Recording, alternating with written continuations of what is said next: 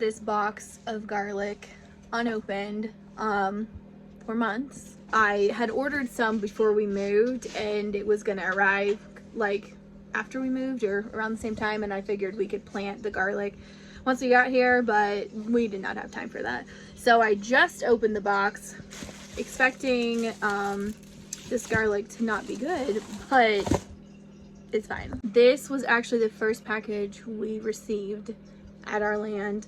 And if, like many videos ago, we came out here and we got stuck in the mud, we came here there's a chicken like trying to get into the cat house.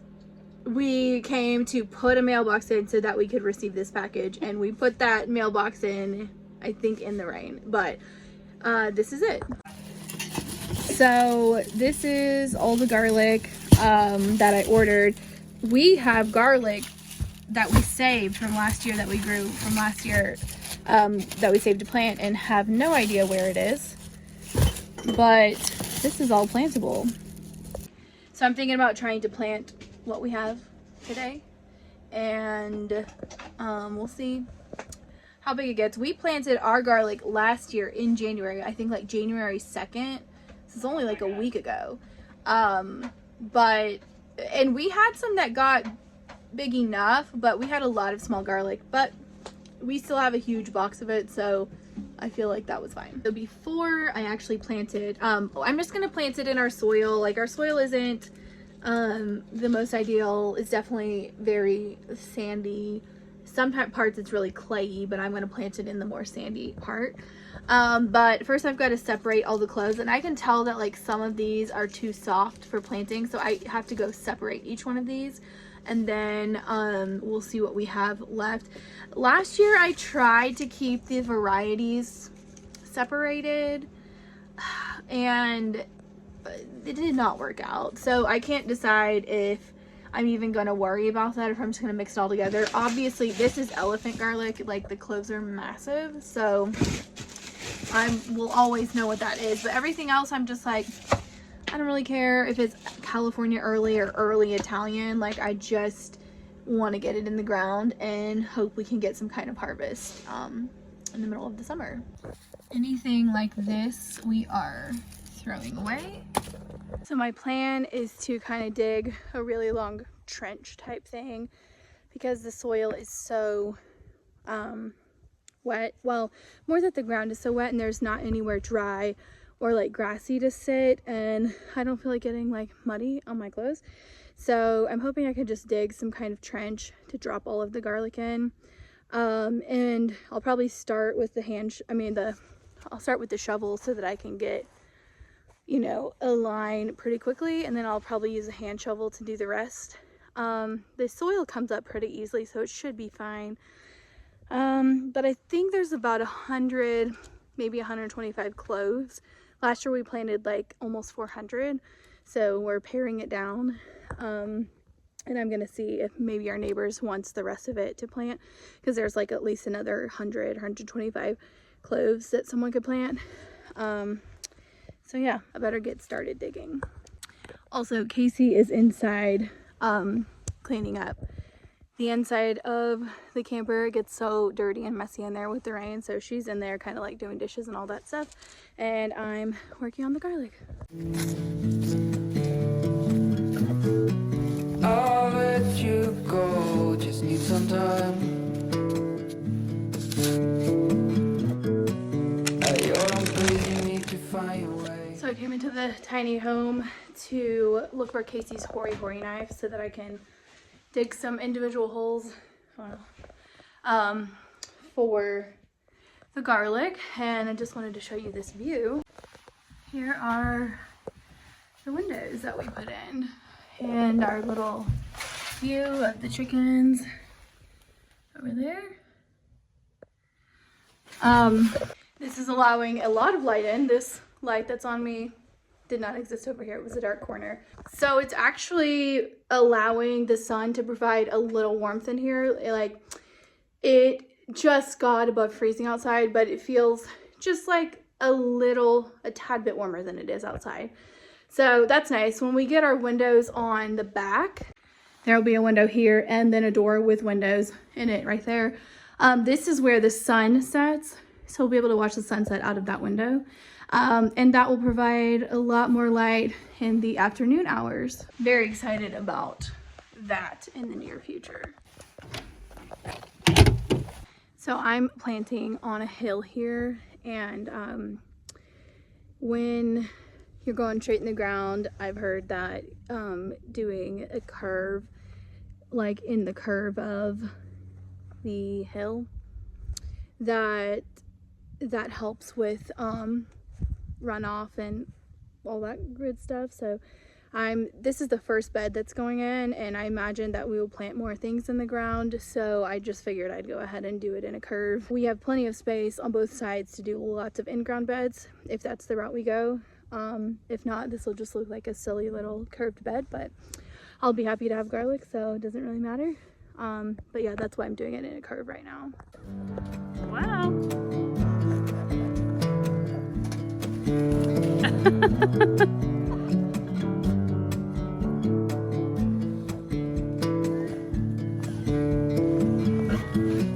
It's been 72 weeks in this town. I still believe I'll see you again.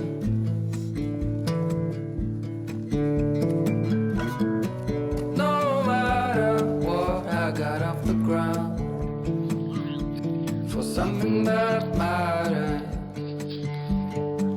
to me. But what do you want? What's your biggest need? Every hour we spend together, then suddenly the Casey is covering up the last row of garlic. There are 3 here, even though it just looks like nonsense. I just hope we can stay And we will get some straw or something to, what's it called? Mulch. It is a new day, and we are going to try to get a few things done. One being getting the trim on the outside of our window on the outside so we can seal it and make sure that we aren't getting any rain coming in here. More importantly is to get these set up. These are solar panels, and we're going to connect them to our jackery. This is the mess from putting a window in. We need to clean that up.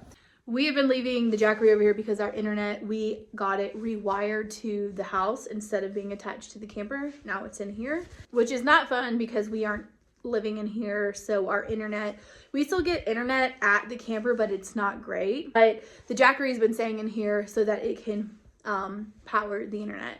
So what we're gonna do, long term, we're gonna have solar coming into here and have solar, like a battery bank and the whole solar setup.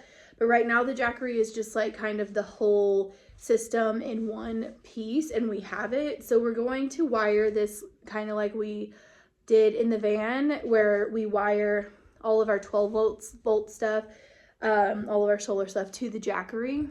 So the things that are going to be on 12 volt will be the lights, our water pump for the sink will be on the 12 volt power, and then we'll probably have some USB plugins that will be on the 12 volt. When we get our appliances, our fridge will actually be on 12 volt.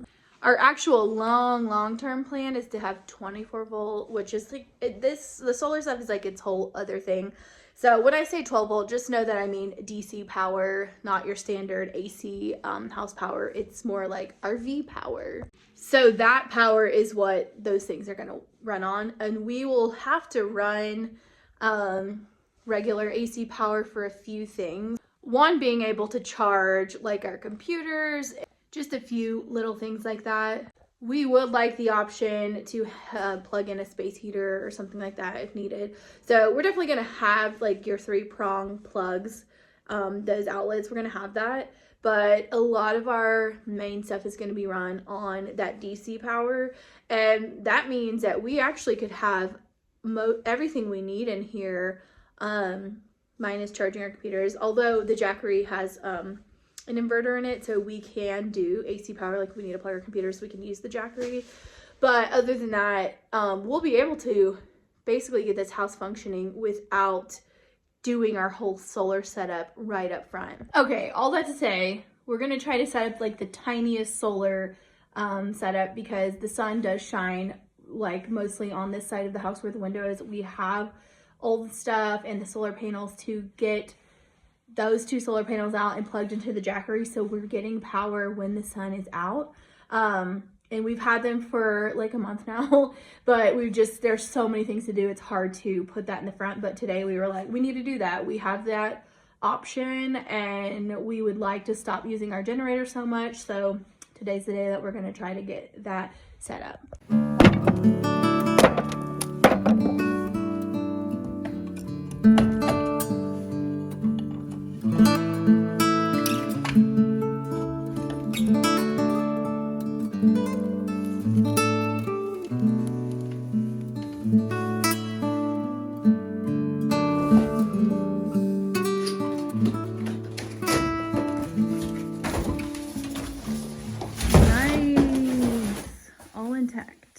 I'm going to show you all the stuff that we have to set up our little system. These are the lights that we're going to use. We're going to put lights, they're like little puck lights. And you can see that they have this attachment. This is what we're going for. This is what we use these in our van, and I think we put 4 in there, and it's very bright. But I have 12 here, and we're gonna section the house off to like the sleeping area will have its own light switch, the living room will have its own light switch, and the kitchen will have its own light switch, so that we can turn those on and off as needed. This is the fuse box that you connect all the 12 volt stuff to. So this is kind of like what you have in your house, like a breaker box, but the DC version. This plug is what we connect this from this. You use this to connect it to the Jackery. So it's got these 2 that plug up to the fuse box, and then this that goes into the Jackery. It's like a cigarette lighter. This is what we did in our van. So our van runs only when the Jackery is in there. All right, so I have a couple boxes of the wire that you need to wire all this stuff together. These are the switches, which they are not ideal. They are like RV switches. Casey and I were just talking about how we could probably make a lot of money if we made RV switches look nice, because this is what they all look like. There's actually one other design. They are basically the equivalent of each other, just one looks a little different.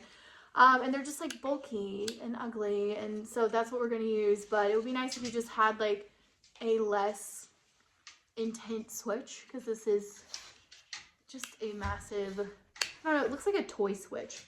We have this, which plugs up to the fuse box, and you can plug in USB things to charge, which is good for like our phones. Then I have some solar connectors. So this is what matters to get the panels to the Jackery. This is what goes into the Jackery, and this is what you plug the solar panels into.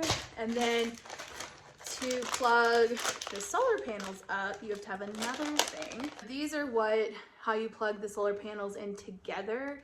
So this will plug in the one red from one panel and the other red from the second panel in the blacks, and then puts them in. It's like a Y, and then you've got 2 plugs, and plug these in. Anyway, and then I have an extender, because we're going, oh, I forgot, I need that feather piece that goes through the wall. This is how we're going to extend it through the wall. So we're gonna put it outside, put a hole in the wall, yada, yada, yada. All right, and the last thing, this is called a cable entry gland.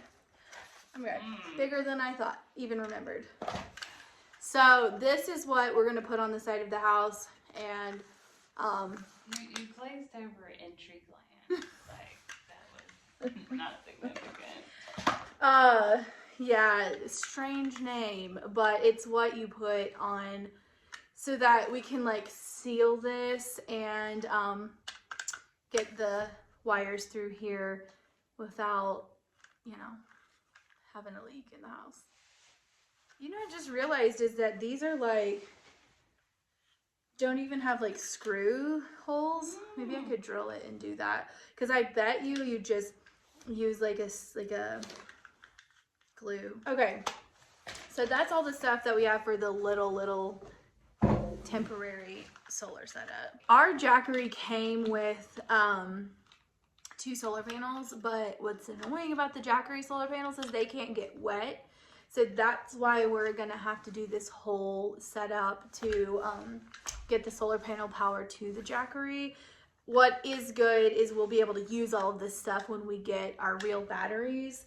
But we do have Jackery solar panels, and it's annoying because they can only be a certain length from the Jackery, and then you have to put the Jackery outside.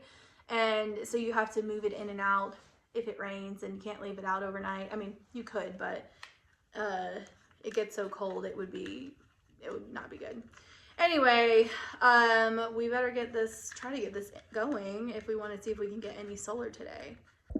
Okay, so this is the side down here, right here. I'm gonna drill the hole to put our entry gland, which is, yes, a very upsetting name. This over here is where our little cord is to plug the generator in. That's our internet, which they chose that location, undesirable to me. So this didn't have the holes in it, but it has these little spots where it looks like you can drill the hole, so I did that. Now we're gonna try to find screws.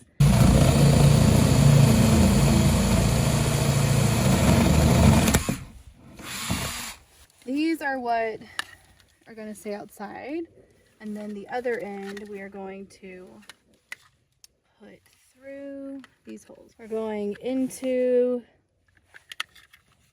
these holes, and then I'm just gonna feed all of this inside. Oh, that there's enough room. So I'm gonna leave all of this out and let us hook up all the solar, and then when it's all hooked up, we'll feed the extra wire in here, and then we'll attach this. We're going to take these 2 that are attached inside and connect these Y connectors. So there's the black and the red, and you just do red to red, black to black. We're going to put some kind of tiny array together. Like, I'll build a little wood attachment for these, but right now we'll try to get this sun going in to the Jackery like this.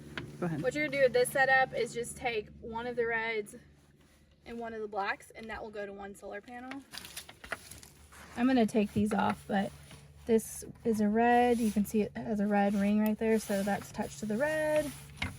And then we'll do the black. That's confusing. Because it has red on there. Yeah, but okay, let me. So this wire also has a plus sign, so that is right. And then we will attach this to a black. And don't worry about this, has a red ring, but this is a black wire. Definitely the negative. Oh. Excuse me. There we go. So then we will take these other 2 and attach them to the other panel. And this is where we have so much wire, so I can pull it out. This thing, The gland. because the thing about this is that you install this and you kind of tighten these around the wire, and I can loosen it if I want to move the wire later. Like if I want to move the solar panels really far, I could just loosen this and pull wire out. So I'm gonna go ahead and attach that. All right, I got silicone all on that edge and made sure to get it over the screw holes. Try not to get it on these wires. And then it's gonna be like that. And I'm gonna screw it in. Nice. Okay, so they already have them, these little ends that you can just take off, so you don't have to cut it yourself. I watched a video on how to do this, and I'll just link it for you because I can't explain this to you. It is I'm not an electrician. Okay, now that I have made these connectors, we will see if they actually work. So, plugging them in. This one is spinning. I don't know that it's supposed to do that.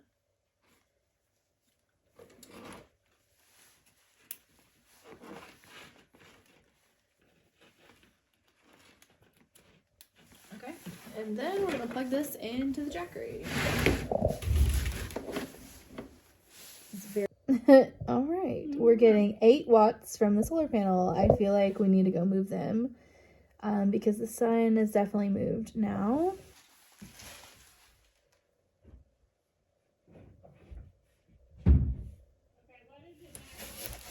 Sorry, hold on.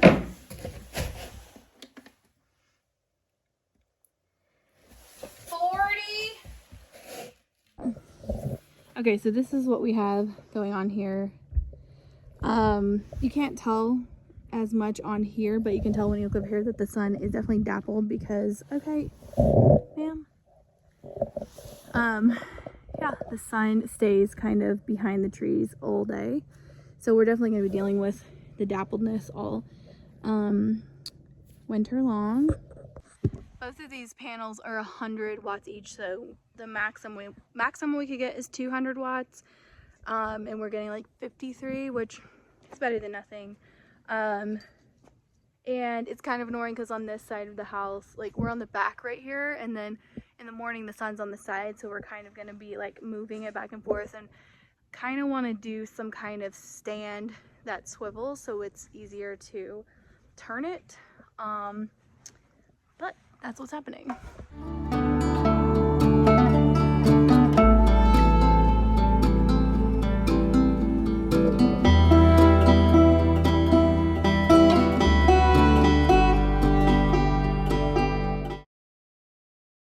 So, today we were going to start putting on the 4 windows at the front of the house. We were going to start that process. But we really hadn't like exactly mapped out where they were going to go. Savannah had done like a rendering on Photoshop. And then when we got inside and had to take in consideration like where the stove is, and where we are eventually going to have a wall up in the house for a bedroom. Like basically it was either going to, you know, the windows, there would be like a wall going through a window, which would be stupid, obviously, and look terrible. Or the windows would go too far into the kitchen and there'd be like a counter or a refrigerator over a window. It's basically the windows we got are just too big for how we need to configure it on the inside. And so we kind of have to go back to the drawing board. We're now considering, instead of having 4 windows in the front, just having 2, which we're really bummed about. And Savannah did some Photoshop renderings of that, and it actually still looks good. I think I like it. I just got really used to what it looked like to have the 4 windows. But we'll see. Because it's going to have shutters. And then she did also another rendering with the actual, it's not a roof, but the covered porch area. So it's just ever evolving. So we've completely moved on to a different project. We really weren't going to work on the bathroom for a while because, we just want to get into the house, but we're working on the bathroom today. We felt kind of defeated by the house a little bit, so we're finishing up the roof panels at least today.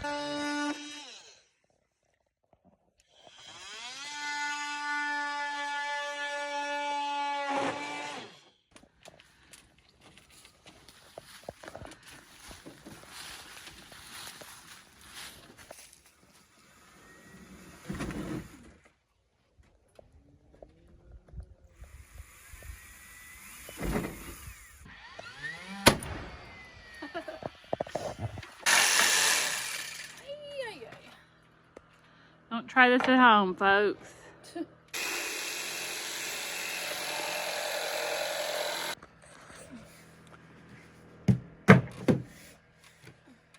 the hammer.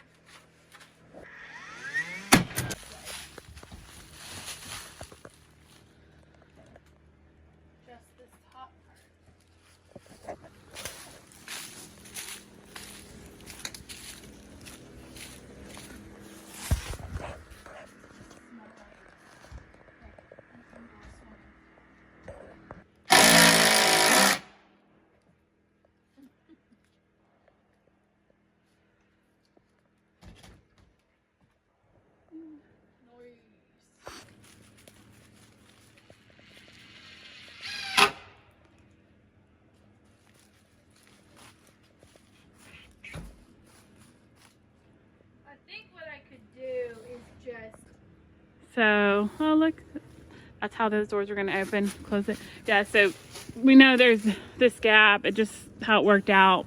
It'll be covered up with trim. Let me show you all the way back what it looks like. It's cute. What's happening up here, Savannah? Clear the siding. Yeah, so there's gonna be clear siding up there, Like the roof. like the roof. And then over here, there's gonna be, so you see these two windows, and then there's gonna be a window there, right? Yeah, or siding. That's all siding. Yeah, so everything that you see that's not covered is gonna be the clear, like corrugated plastic roofing. And let me show you the front.